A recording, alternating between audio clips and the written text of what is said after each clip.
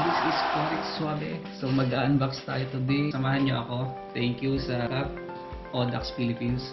Shoutout kay Miss Carmela Pearson sa katatapos lang na Odax Centennial Edition. Congratulations sa lahat ng lumahok. More rides. Abangan natin yung 300, 400, and 600 kilometers. So recently bumili tayo ng helmet at saka bike shoes. Samahan niyo ako today. Mag-unbox tayo. Ang binili ko is isang helmet, isang bike shoes. Tara! Wow! Grabe! Saan galing yun? So ito siya. In-order natin to last October 20. Then kare-receive lang natin today, which is November 5. May additional fee sa post office. Merong 224 lang naman. Pero wala siyang tax since ang value nung nabili natin is not more than 10,000.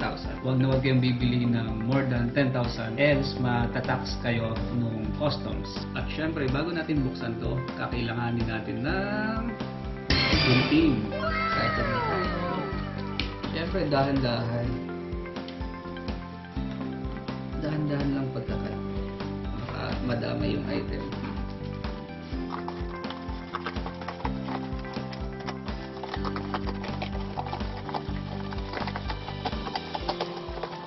Ang country of origin nito, yung bike in is sa Netherlands. Ayan. So, ready na ba kayo? Baba ko lang to para makita natin.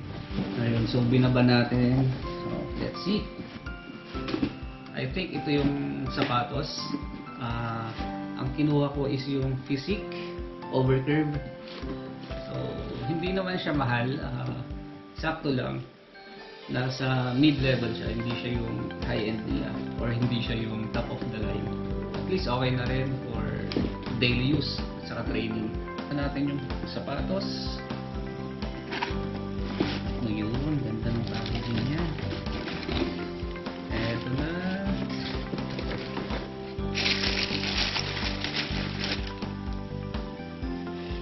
Wow.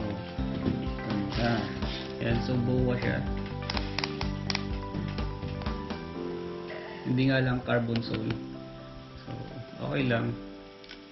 Ito talaga yung preference kong kulay. Kasi may white na ako. So, black naman this time. With matching black helmet. Magaan din. So, ito siya. Pareho naman yung size. So, hindi siya paling.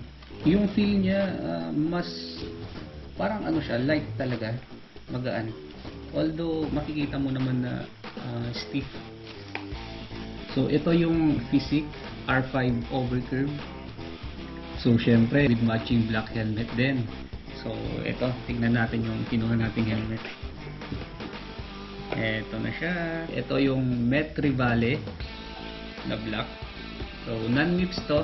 Pero meron silang MIPS edition nito.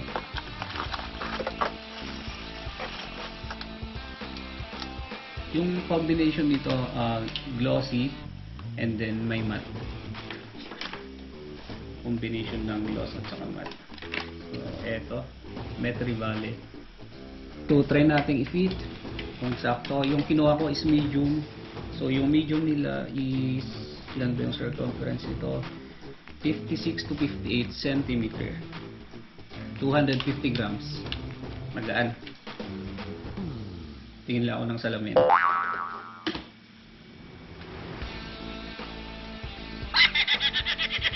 Okay siya. Ganda ng fitting. Oh no!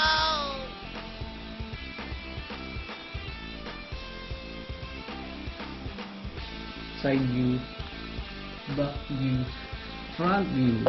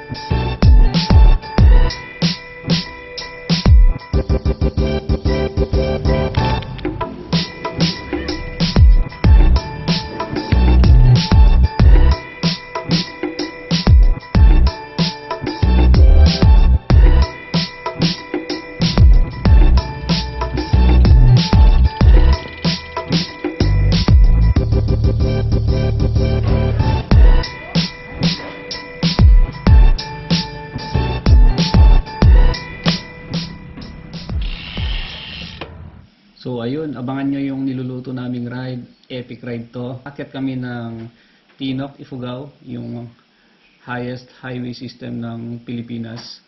So this end of the month na yon. So ayun, kaabang-abang yon. Ingat lagi sa ride. This is Corik Suave again. Mabuhay tayong lahat. Stay safe, ride safe.